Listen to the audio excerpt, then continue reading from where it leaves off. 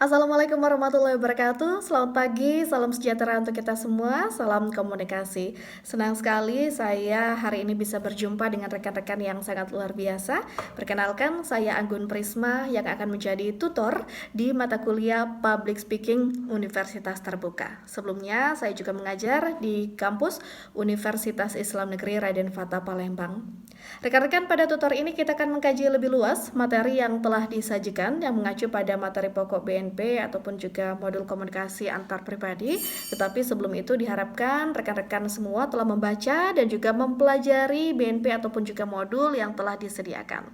Kami ingatkan juga bahwa setiap minggu akan ada materi inisiasi yang bisa diunduh untuk rekan-rekan pelajari. Dan nantinya tugas-tugas akan diberikan di pertemuan ketiga, kelima, dan ketujuh. Tetap semangat belajar dan salam komunikasi. Wassalamualaikum warahmatullahi wabarakatuh.